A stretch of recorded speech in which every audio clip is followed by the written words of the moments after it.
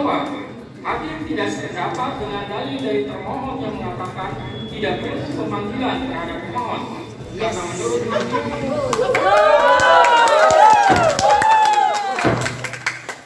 jangan ditanggapi dulu ya sebelum selesai. Saya lanjutkan.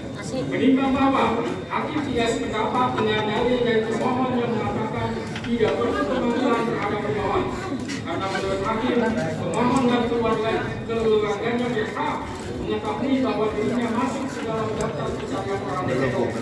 Guna pembelaan ini, tapi sejauh ini ada yang tidak. harus adanya kejadian tersebut secara nyata dan tegas telah diatur dalam peraturan kepala kepolisian negara Republik Indonesia nomor 14/2012 tentang tindak pidana dan peraturan kepala kepolisian negara Republik Indonesia nomor 6/2019 tentang penyidikan tindak pidana. Sehingga dengan demikian, menurut hakim penetapan DPO atas nama pemohon yang terjadi dalam rentang waktu antara tahun 2016 sampai tahun 2024 tidak sah menurut hukum.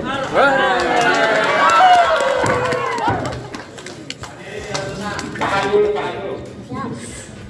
Menimbang bahwa selanjutnya hakim akan mempertimbangkan terkait penetapan tersangka berdasarkan surat ketetapan nomor S/90/5 Romawi dari KS 124/2024 dari Diskret Timur tanggal 21 Mei 2004 atas nama Peggy Setiawan adalah sah atau tidak.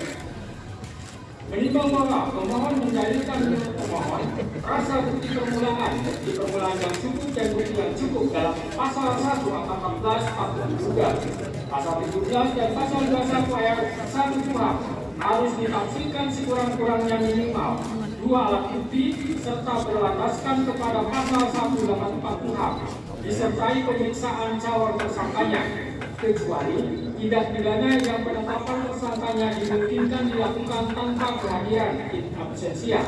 Artinya sebelum Peggy Setiawan ditetapkan tersangka, maka termohon memiliki kewajiban hukum untuk melakukan klarifikasi terlebih dahulu kepada pemohon.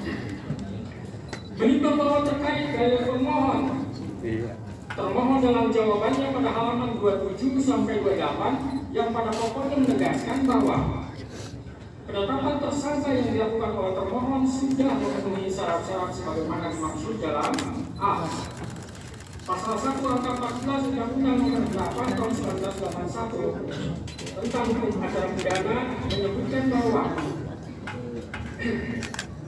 tersangka adalah seseorang yang karena perbuatannya atau keadaannya berdasarkan bukti permulaan fakta diduga sebagai pelaku tindak pidana. B. Putusan Mahkamah Konstitusi Indonesia nomor 21/PUU 12 Romawi 2014 tanggal 16 Maret 2015 yang dalam amar putusan menyatakan rasa bukti permulaan yang cukup dan bukti yang cukup sebagaimana ditentukan dalam pasal 1 angka 14, pasal 17 dan pasal 21 ayat 1 Undang-Undang Nomor 8 Tahun 1981 tentang hukum acara pidana Lembaran Negara Republik Indonesia tahun 1981 nomor 26 tambahan Lembar Negara RI nomor 3209 tidak mempunyai kekuatan untuk mengikat sepanjang tidak dimaknai bahwa bukti permulaan yang cukup dan bukti yang cukup adalah minimal 2 alat bukti yang termuat dalam pasal 184 Undang-Undang Nomor 8 Tahun 1981 tentang acara pidana. Bahwa dengan sudah terpenuhinya syarat formil dan material terhadap penetapan tersangka Peggy Setiawan alias Peron, maka secara yuridis tindakan termohon ampuh adalah sudah sesuai dengan prosedur hukum. Menimbang bahwa sebagaimana dalil pemohon yang telah digunakan oleh termohon dihubungkan dengan bukti P9, T33, T34 dan T67 telah terbukti bahwa pemohon ditetapkan sebagai tersangka berdasarkan surat ketetapan tersangka nomor S/90/5 Romawi S/124/2024 Krimum tanggal 21 Mei 2004. Selanjutnya pemohon telah diperiksa sebagai tersangka sebagaimana berita acara pemeriksaan tersangka Peggy Setiawan alias Peron tanggal 22 Mei 2024 dan tanggal 12 Juni 2024. Menimbang bahwa dari bukti P9, bukti T33, T34, dan T67 tersebut telah terbukti pemohon ditetapkan sebagai tersangka pada tanggal 21 Mei 2024 dan baru diperiksa sebagai tersangka besoknya pada tanggal 22 Mei 2024 dan dilanjutkan tanggal 12 Juni 2024. Menimbang bahwa hakim tidak sependapat dengan dalil termohon dan ahli dari termohon yang berpendapat untuk penetapan tersangka hanya dengan bukti permulaan yang cukup dan bukti yang cukup adalah minimal 5 alat bukti serta tidak harus adanya pemisahan calon tersangka terlebih dahulu.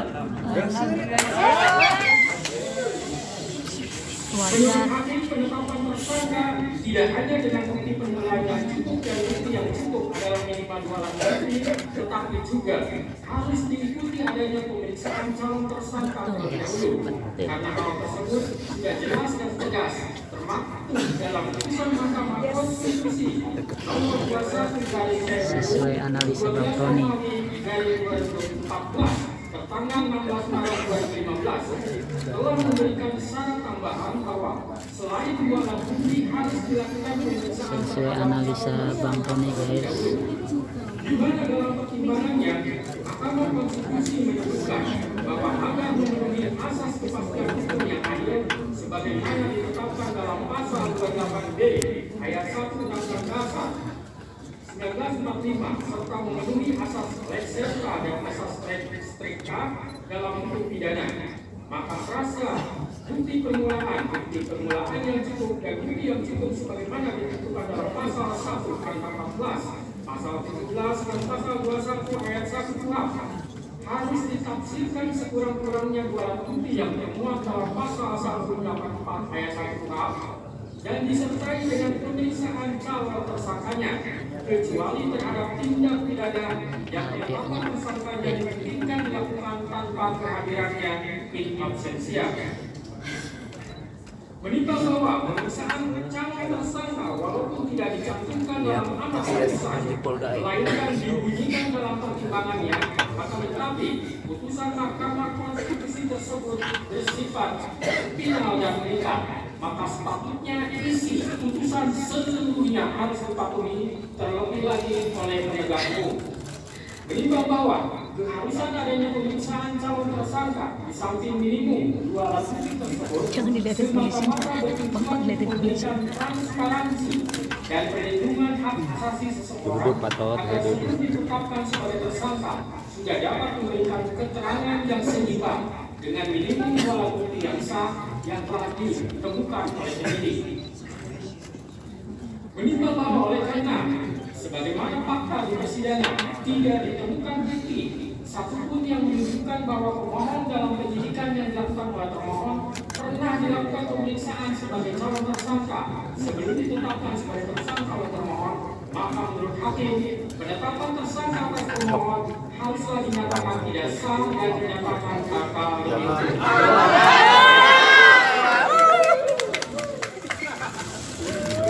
Menimbang bahwa berdasarkan pertimbangan di atas, maka Bebas, guys.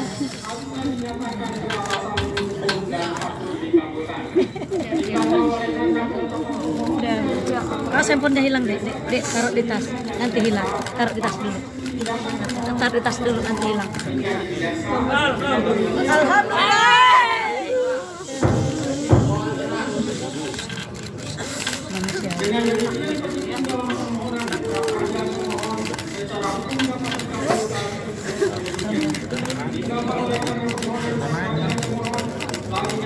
Keren kan? Tony, Bang. Memperhatikan Undang-Undang Nomor 8 Tahun 1981 Putusan Mahkamah Konstitusi Nomor 21 Garing RUU 12 Romawi Garing 2014 serta peraturan lain yang bersangkutan mengadili kampung menanggulangi permohonan pra-peradilan Indonesia Raya. dua menyatakan proses penetapan tersangka kepada pemohon Terima kasih ya Allah. Ibu.